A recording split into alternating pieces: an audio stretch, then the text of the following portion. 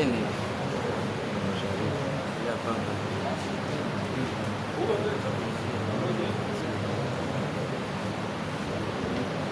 nini